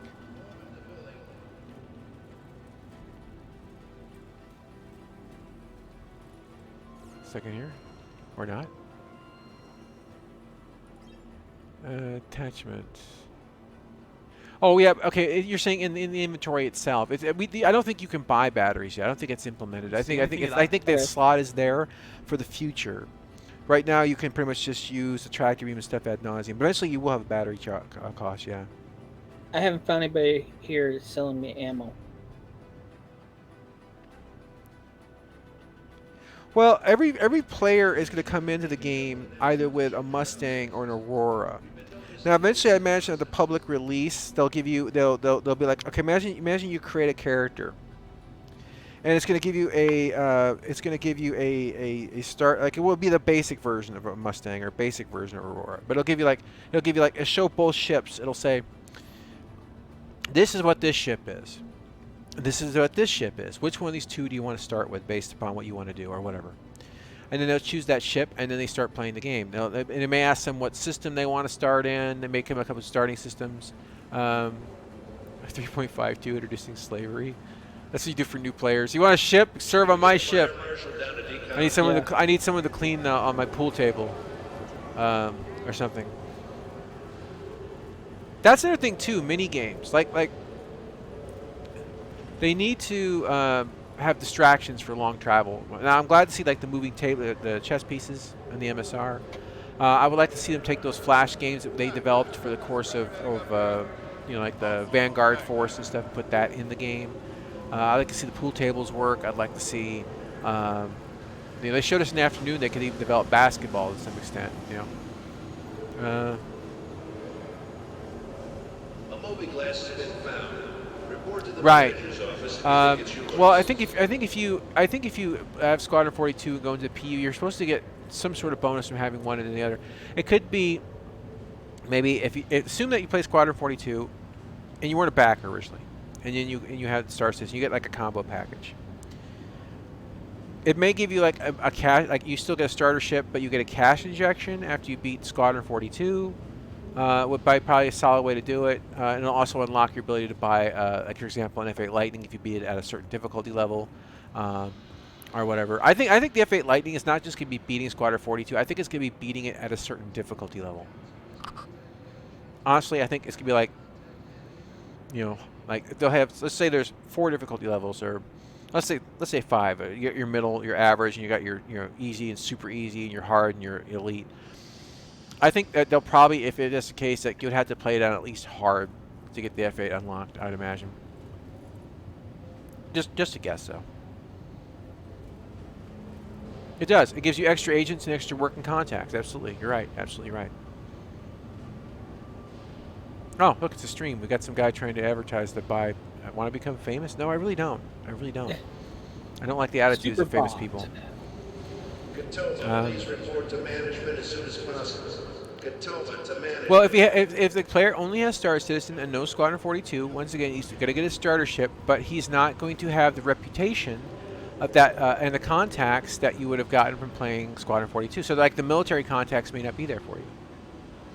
You're going to be more limited in some regards. It's a way of I guess you say gatekeeping content, but also encouraging people to buy the citizenship, right, because citizenship service, citizenship service around citizenship or something like that. I wonder if I can see it here. Need a hazmat team to head down to the subdeck. We got a camp spill. I'm lost in the food bar. Oh, fix that. See. All right. Woo! Yes.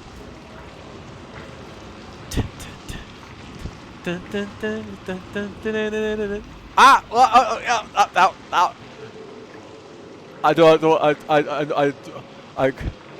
I cannot cry, but I know why you do it. It just makes me ball. I jumped into the vats, the furnace. Your thumb comes straight up as you sunk down into the molten lava. There you go. I wasn't sure because when I tested it initially, like It didn't work. It was like you could just stand there all day. It looks like they fixed that. Glad to see it. Well, this is like I talked about, like they should have different layers. Like you talk about the player equivalent of a green card, because they're like there's a citizen and a civilian, right? A citizen is served. A citizen has put his cards on the table. He's invested. Then you have a civilian who's also under the protections of the same. If you read Starship Troopers, it's more about politics than it is about bugs. The movie doesn't really hit as much on the politics as the book does. So, as a civilian, you have rights and protections. You have the same legal protections, but your rights, the things you can interact with, are less, because you haven't put out that risk. You haven't risked yourself. You haven't put that skin on the line. And in the same regards, I talked about how there should be a similar pass for people who don't own the game at all. So I could call it like a Crewman Pass. Like you are a civilian, and you haven't hit. You're like the lowest ranked civilian. You don't have any, even the authority, the legal rights to fly a ship. Okay. Now you can play this way as a crewman on people's things. This is a free-to-play version of Star Citizen, if you will. And you can't actually own a ship, but you can serve as crew. You can make money. You can serve as soldiers. This will fill out our ranks a bit as far as like getting people in the game. But you can't fly a ship. You can't. If you want to, you have to buy the game. Then you can move your civilian rank up. And if you buy Squadron 42 after that or before or whatever, and you beat that, and then you suddenly now you're a citizen, right? So I thought that they could do these little bit of layers that would be interesting to promote. I realize I still have my helmet off. Lost my menacing look. Are you still in the refinery? No. I'm back at the observation deck. I danced into the fire because it was the only view to a kill. So.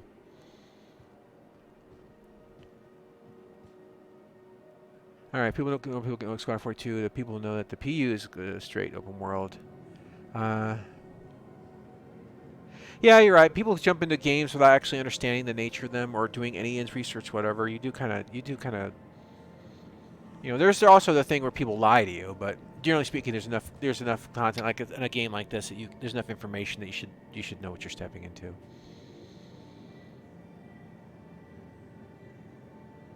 Yeah, that's true.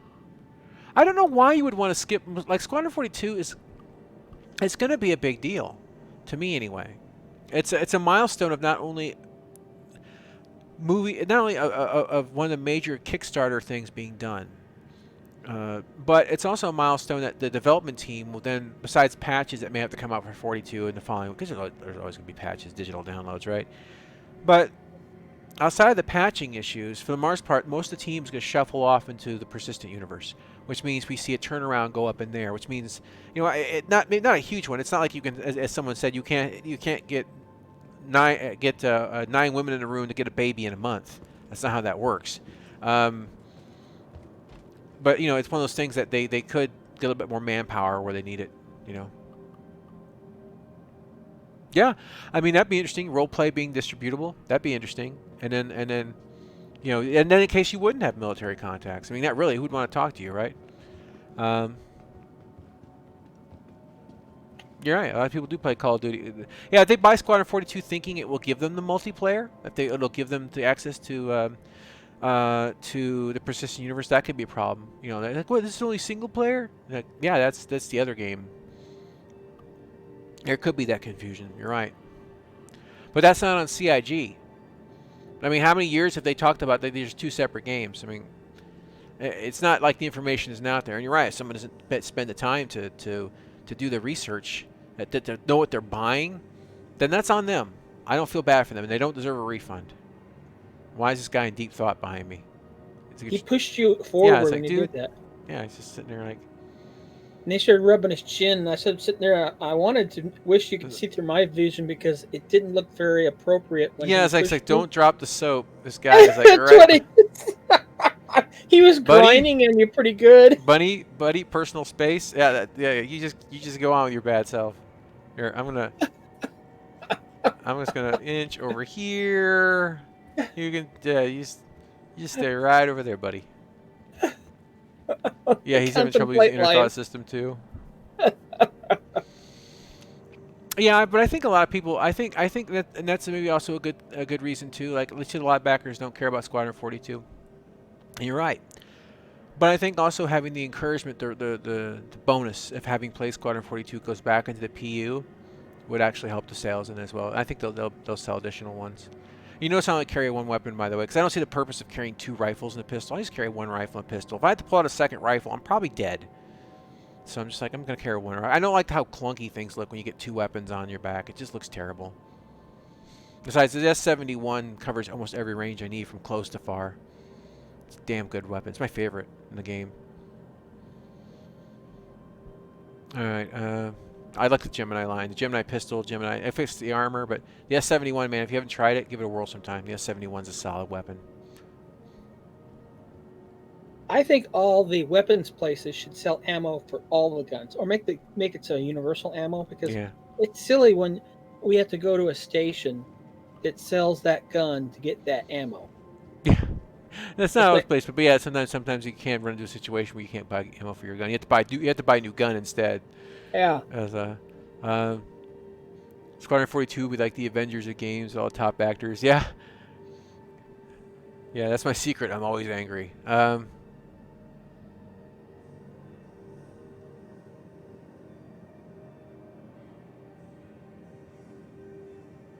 Well, the other episodes they're not even in development yet. It's gonna be a trilogy. The big part is getting the first game to work. Like getting all the mechanics and this, once you have the ingredients together to make a cake, like if you made a big pile of ingredients, right? That took the longest part. Baking the cake after that is much quicker. It's like, sequels and stuff like that, and turn around like Call of Duties can come out every year because they already got the engine, everything's established. They just have to make new maps, right? So the sequels, the second and third part of Squadron 42 or whatever it's going to be called. I don't think it's going to be called Squadron 42. I think it's going to be they're going to have other names, but those ones will take much less time because they got to just do the voice acting. They got to have the motions, whatever. Maybe a few new assets, but generally speaking, most of it will be ready. Most of it's ready to go, and I think the turnaround that would be quicker. But we're only going to get the one right now. I think some backers they get all 3 from the earliest backers or whatever, or maybe a certain amount of money it was pledged. I don't think I'm one of them, which is there's not that many. I think they have that. So, but the thing is that. There will be more sequels coming out. And I don't know how it will tie back in the PU. It might. I imagine they'll do it again and be like, if you have this game, you'll get this ship or you'll get this gun that comes back into the PU if you buy the game. Something like that. They'll tie them together. They'll tie together some, maybe not company exclusive, like buy it at GameStop. But remember, more like, if you buy episode 2 of Squadron 42, you get a special rifle, a special jacket, or whatever. I think it might have been a Kickstarter package, yeah. Get all 3 with the Connie package. Okay, so there was a few packages back in the day they had it. I didn't get that package. Yeah, you're right. Everyone will play Squadron 42 just because they're starved for content. You're right.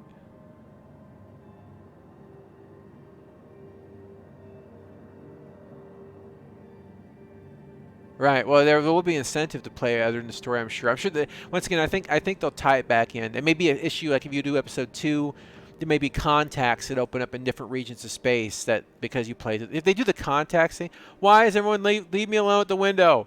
Go away. Whoa, this guy's like warping. Yeah, he warped, and Dude, then he hit me, and he walked around you and warped. Moving away from the weirdos. Okay.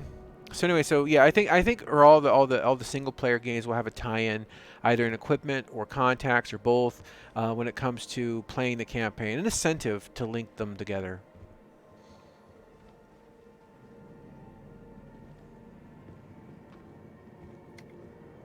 Squadron. Yeah, we'll call this Squadron 54. That's funny. I must have missed that one. Yeah. Oh, we are starting with a good story, a good narrative. But I have to admit, I did like the story in Cyberpunk. I thought it was pretty good. I'm playing it on my second playthrough. I've seen a lot of different story changes and things that I'm learning about. So I am enjoying it. I am enjoying it. It's just it definitely needs more work. But anyway, guys, so I just wanted to kind of talk about that a bit, this week. I hope everyone had a good New Year's and all that, and relaxing time. As I said, I needed to. That's why I put my second playthrough. I'm doing it really slow. I'm already like, yeah. But just basically just keep our eyes open and see what happens this year. And be patient, because when we look at things like Cyberpunk. And you remember what their original release date for that game was very similar to Star Citizen. They said in the original trailer, when it's ready. They changed that later on to Christmas 2020. We don't care if it's ready or not. That was their mistake. CIG needs to hold to the idea of when it's ready. As long as they got the funds, as long as they keep having record-breaking years like this, if they keep adding and growing the game, if they keep adding mechanics and giving us more to do. And they said this year was slow. Last year was slow. But if they said that we've had those every few years, I guess you could say now. So maybe it's a pattern, like everything else I've talked about. But if we get something significant this year, I think they'll be fine. They should just take their time and do it right. I think I'm going to die of old age for this game finishes. For a possibility. Tyler, if you die before this game comes out, can I have your crap?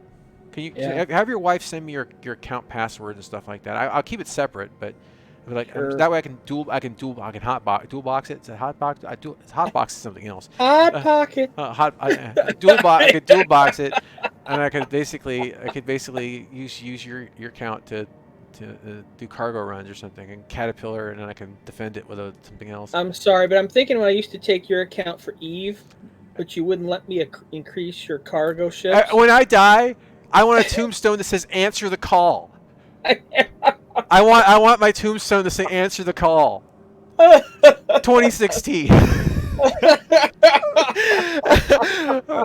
I want someone to come by, some Star Citizen player to come by years later and lose their crap and just start laughing. That's what I want my tombstone. Answer the call, 2016. That's wrong. What ship do you want put on the headstone, though? The Idris. The Idris. The Idris. That's what I wanted there. Because that's perfect. Oh my gosh. Anyone been interested in QT lately? Forever Yesterday. Let's see here. Yeah, within his lifetime. He said it won't take 10 years. He's wrong. He's right. It'll either take less or it'll take more. So he's not. If it takes 10 years in one day, it didn't take 10 years. It took 10 years in one day. As long as he doesn't hit the exact moment that he said that statement, he's not lying. Now, when I started funding as a backer for Star Citizen, I could count 20 with my fingers and toes. I'm down to 18. I don't know how many more digits I got to get rid of. That's true. Wow, the game could actually have the game could have my brother could be out of digits before the game comes out. I'm selling kidneys, toes, and fingers and everything else just to pay for Star Citizen. Nobody wants them. You're all jacked up. I'm gone. No, you're falling apart. You're like that whole Ampu Systems program. It's like, I want to lose weight. I'm gonna chop off an arm. Yeah. It's just. I only got under the weight requirement. Woohoo! Now you can use the elevator, or whatever. Oh my goodness. No. So anyway, answer the call 2016. Remember, I want that on my tombstone with an Idris engraved. If I die before the game releases, I want that on there. Okay, make it happen. I'm counting on you guys. Make the dream real. So. You sure you don't want a Kraken? Kraken's cool, but I mean the Idris is what was in development longer. So. Give me the Kraken. No. Yeah. I don't know. It could be 8, it could be 7, it could be 8, it could be 9 years. I don't know. It just depends on what your perspective is when they really started hard development on it. I mean, it's they had the ramp up period. Was just building a studio, getting the personnel together, all that. That took time. that was a slowdown, you know. I just remember they were basically working out of basically one room in Austin, Texas. Yeah. And it's like, I would wow. consider the game having been developed from the point that like being built. I don't think I would count the Kickstarter. That was getting money together. That was a prototype. That was just a concept. That's not what I would call it. That was nothing in that prototype that ended up being part of the actual game for the most part. Some basic general designs, but the rest of it was just, you know, it was a small box that was used as a. It was just like a video, like just all it was really for the most part. A red versus blue machinima, if you will. So that one is, I would say.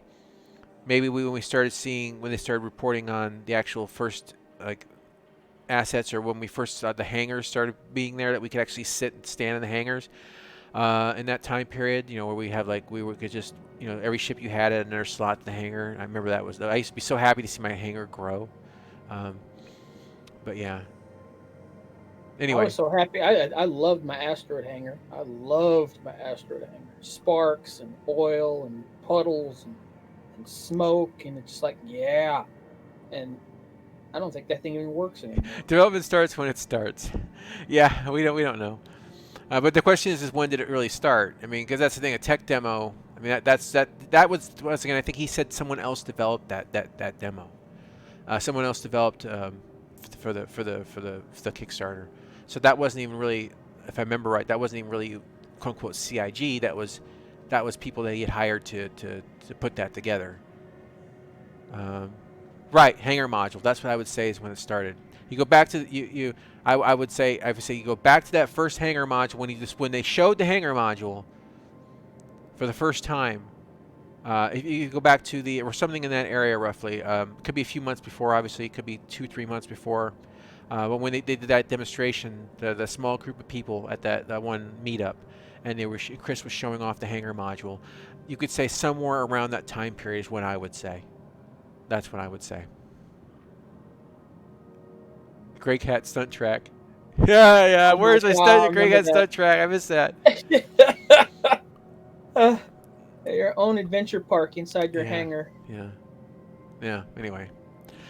All right, guys. Man, good interaction today, guys. I really do appreciate you coming out. I hope everyone got everything they wanted, and you know, or at least everything they could tolerate. Sometimes you get gifts. You're like, oh, thanks. I'll treasure it always. Is he gone?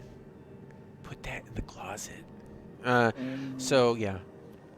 Other than that, you know, everything's back to normal. I'll be streaming the Alien Isolation again starting this Thursday. So I get eaten, so you don't have to, unless that's your thing. So,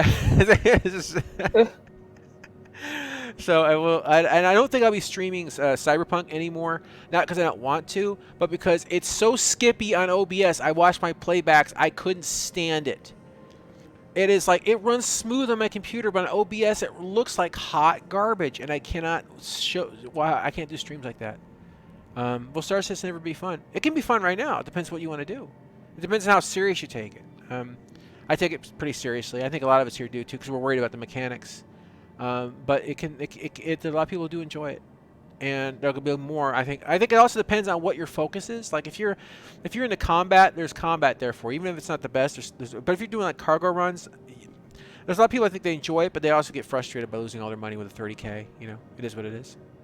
If you want to ride trains, there you go. If you're a train enthusiast, there you go. There's plenty here for you. We got trains on tracks. You got trains. Now they just let us drive the trains. You know, like speed them up slow. Now we can blow past stations and flip everyone the bird on the way past. Good job, train operator. It's like, yeah. It's like that son of a bitch won't stop. Just see how fast you can go before you derail it. But yeah, I'll probably be streaming Star Citizen and Fallout, and actually someone brought up a suggestion too after I finished Alien Isolation that maybe I should look into doing Kingdom Come Deliverance instead of the Fallout games. Now I haven't played Kingdom Come Deliverance. That's a game I did buy on GOG a while ago. So I'm thinking that maybe that's one we could do instead. I don't know, because it's kind of a big sandbox open world thing. I don't know how good that will play out on a stream. I guess there's never any content. but at the same time, I like to have something that's a bit more structured. So I guess I'll give it some thought. You guys can give me your feedback on that as well on Discord or whatever. I mean, I've thought about playing Fallout 1, 2, 3 Vegas, since I've been doing the Fallout and 4. Since I have been doing the Fallout 76 stuff. But maybe that's a bit too much Fallout, huh? Who else sings the girl from Ipanema in the elevators? I don't. I hear this. There's a scene where it's at the. I can't remember what movie it was. There was this. Oh no. I could see it in my head almost. I forget. It was a fight scene that happened, and it was like it was like in the elevator, and this music was this music was playing, and it was just very counter to the actual events going on. Yeah, do. Anyway. It's bad enough when you go in an elevator nowadays and you hear music that goes, and you can't believe that's in the elevator. Yeah, it's like wait a minute, Metallica! Elevator. They're playing Metallica in the elevator. They're playing like, Metallica in the elevator. What's wrong? Genesis, oh my gosh, I'm old. Genesis and stuff like it's like what? Genesis, Metallica. What is going on? Oh my here? gosh, yeah. There's nothing that makes you feel older than listening to Metallica in an elevator. Oh my gosh, just like oh my no, I'm old. No. Anyway, guys, so I think we'll cut it off there so I can actually get the stream to upload to BitChute. So, anyway, guys, thanks for coming out, and you know, as always, feel free to drop into Discord and all that if you're not, and you know, we'll just have to take our time and see what comes of this year, and maybe there'll be shows this upcoming week. Maybe we'll get some news. Don't know. Guess we'll find out. Elevator music star system. Yes, exactly. All right, as my brother rolls around on the floor. All right, everyone. On that, just cleaning the floor. On this, my brother becoming a Roomba moment. We'll go ahead and catch you in the next one. Look at him go. Look at him go. Well, shuffle. Yeah, clean that floor. Shuffle. I'm trying to clean it. Clean it. I'm doing this for you, Lightning.